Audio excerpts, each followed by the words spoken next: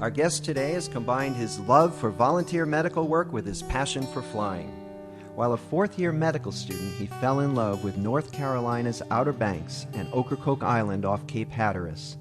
After he established his private practice in Durham, North Carolina, he searched for a way to provide care to the 400 residents of isolated Ocracoke Island. He solved that problem by getting his private pilot's license. Now he commutes to Ocracoke one weekend a month to conduct his house call practice. This is Clinicians Roundtable, and I am Dr. Andrew Wilner. With me today is Dr. John Kihm, an internist in private practice in Durham, North Carolina. Dr. Kihm, welcome to ReachMD. Thank you very much. I'm glad to be here. Thanks for joining us. Dr. Kihm, can you tell me exactly what drew you to Ocracoke Island? I'm from Michigan, and during medical school clerkship in Richmond, Virginia, I had camping gear with me, and so I decided to just do a trip down to the Outer Banks, a camping trip down to Cape Hatteras. And so I drove down there from Richmond, Virginia, and just fell in love with the Outer Banks, the ocean, the beach, the people, the whole thing. I was really drawn to it. And Ocracoke was an additional trip off the tip of Cape Hatteras to the Ocracoke Island. And again, it was just an adventure. And from the very first visit, I just wanted to come back. And you did. But it seems like a big step to get a pilot's license to make house calls. Which came first, your passion for flying or your need to get to Ocracoke? Truly, it was a combination of things that got me going into flying. My father is a pilot, a semi-retired orthopedic surgeon, and I had visited Ocracoke a number of times each year for family visits with my wife and young children, and I decided that I would like to become more involved with the people of Ocracoke. And I had read numerous books on the culture of Ocracoke. It's an isolated island community, and it was said in the books that only people who were born on Ocracoke were really allowed into the inner circle of the people who lived there. So I decided that if I became their physician, that I could learn more about them and learn the culture and meet more of the people. And so on one of my trips, I introduced myself to a physician's assistant who is staffing the little clinic they have. I offered to cross cover. And so exactly 20 years ago, I did my first week on Ocracoke and just kept coming back. So after that first week driving there, it's a 7.5-hour drive from Durham to get actually to that clinic on Ocracoke. After driving down the Outer Banks and taking the ferry boat, I decided the only really practical way to come back on a regular basis would be to learn to fly. So truly, I learned to fly so that I could see the patients on Ocracoke. And also my family in Michigan and Florida, I decided that flying would be a nice way to visit my family as well. But you were familiar with flying, with your dad being a pilot. You know, a lot of people think flying is dangerous and they'd never even consider it. But I guess it was a natural option in your case. Yes, my passion for Ocracoke and its people came before the flying part. It's something that I had wanted to do for quite a while, but it was not in any way natural. It took probably 30 flights for me to actually feel in control and natural at flying the plane. Like taking up any new skill, there were hurdles, but it was doable. Well, tell me about a typical flight. Do you go by yourself or do you have a team? Generally what I'll do, a week or so before I hope to visit Ocracoke, I'll start looking at the weather. And I can visit Ocracoke just about any weekend. It's easy for me to get there now. And so I'll go when the weather is favorable. I don't need to get involved with thunderstorms or icing, etc. So I'll start looking at the weather about a week out. And then by Wednesday, before a weekend, the weather is becoming more and more clear. And I'll make my decision then that this is a probable go type weekend. Then on Thursday and Friday, we'll contact patients on the island to see who needs to be seen and what they might need. And then we'll give them a date that I'll be there, usually Saturday and or Sunday. And then typically I'll bring with me patient records, any equipment that I need, whether it's just blood pressure cuff or even I do skin surgery in patients' homes, so I may bring a surgical kit, etc. So I'll make sure that I have necessary gear. And then the morning of the trip, I would head out to the airport after checking the weather and load up and make the flight. And typically I will bring people with me, whether it's my own family or my last visit 2 weeks ago, I brought an internal medicine resident from the University of North Carolina and another recent medical school grad. And we went out and did house calls that day. But it might be just aviation enthusiasts who I know, friends. Once in a while, I'll do a training flight with a flight instructor, practice on instruments, etc. So it's seldom that I actually go alone. I'll usually share the trip with someone else. You did say it's an island, so I guess some of that flight is over the ocean. Does that require any special consideration? Oh, yes. Everything about this trip is geared towards safety. I'll be in constant contact with air traffic control. There is a stretch of about 20 to 25 miles over water, the Pamlico Sound, between the mainland and the Outer Banks. And I will fly at an altitude which would be safe to glide to land in the event of engine outage.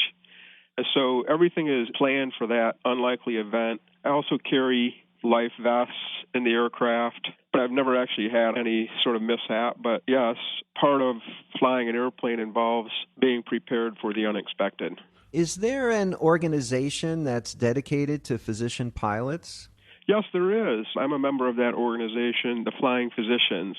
And that organization has been around for 40 or 50 years. It's a group of doctors of all specialties and all reaches of the United States. We get together to share ideas, medical topics, aviation stories, general camaraderie. We meet several times each year, and there's a publication, etc. I would think physicians are busy, and how many hours do you have to do to keep up your skills in the plane? Yes, to maintain proficiencies is incredibly important, and it is an obligation to both oneself and to his passengers to maintain that proficiency. So most people who fly are passionate about flying, and those things that we are passionate about, we tend to be able to find time to participate in that activity. So I'll try and fly 2, 3, 4 times a month just to maintain proficiency. And then, of course, these cross-country trips to Ocracoke and various parts around the United States also help maintain the proficiency. But that's always an item on the agenda. It is an obligation. And there have been instances where people who did not maintain proficiency did run into trouble. So it's always first and foremost for safety, just to stay practiced. It's one thing if you get a little rusty playing the piano, but it's another if you get rusty as a general aviation pilot. Yes, that is definitely the case. It's a lot of fun to fly an airplane, but there's a lot to be careful about. The plane itself, weather, distractions that can occur. So there is quite a bit to it. And most of the pilots, for example, in the Flying Physicians Organization, myself included, are instrument rated. So that adds a huge layer of protection, having the skills to fly on instruments if needed. If you're just joining us, you're listening to Clinicians Roundtable. I'm Dr. Andrew Wilner, and I'm speaking with Dr. John Kihm and his passions for volunteerism and flying. Now, most people think about medical missions occurring in exotic places. For example, I go to the Philippines every year, but I understand that many of your medical missions are in the United States with a group called the Remote Area Medical Group. Can you tell me about those? Yes, sir. Medical missions, the way that I see it, there are different levels of medical missions. For example, this afternoon, I volunteered at the homeless shelter on the other side of Durham. So they're local, and then Ocracoke is intrastate. It's just halfway across the state of North Carolina. And then remote area medical I look at as an interstate type project. Remote Area Medical is a wonderful organization founded by Mr. Stan Brock, who co-hosted on Wild Kingdom, to use aviation to basically help other people. So Mr. Brock started this organization 2 or 3 decades ago with the idea of flying to people who needed help. And to this day, that is the aim of that group. Remote Area Medical is based in Knoxville, Tennessee, and most of the work Remote Area Medical does is in the Appalachians of Virginia, Kentucky, Tennessee. And so what they'll do is they'll typically fly in and bring in trucks as well to an airport in the Appalachians and set up a clinic to run for a weekend. And volunteers come in from many places across the United States. It's not so far for me to get there, so it's easier to do. And typically they'll see around 1,000 patients in a 2-day time period, to include dental work, eyeglass prescriptions, and the medical type work that I do. So it's a wonderful organization. I was in Knoxville, Tennessee 2 weekends ago for one of these events, and it's just the camaraderie, and I guess anybody who's done medical missions understands the feeling of people working together to help other people. It's just a wonderful experience. If I wanted to find out more about the Remote Area Medical Group, how would I do that? Well, it's very simple. They have a great website. It's ramusa.org, and it's a very user-friendly website. Simply go to the volunteer page, click on volunteer, and there's a schedule that comes up. Generally, they're doing, looks like 2 events per month for the next, all the way through November. Simply pick out an event that works with your schedule and sign in the volunteer page, and you'll be up and running. So this is a non-governmental volunteer organization. It's an independent charity, effectively. Is that right? Exactly. It's just wonderful how it works. They take donations and just basically get a large number of people together to help out an even larger number of people.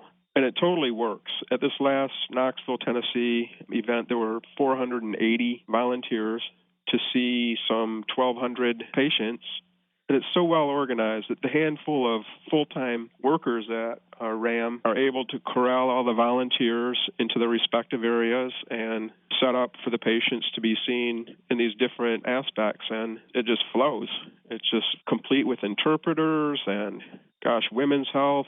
It's amazing. Dr. Kihm, I'm inspired. It's been great talking to you about your passions for volunteerism and flying. Many thanks for joining us today. I'm your host, Dr. Andrew Wilner. To access this episode and others in this series, and to download the ReachMD app, please visit reachmd.com, where you can be part of the knowledge. We encourage you to leave comments and share this program with your colleagues. Thank you for listening.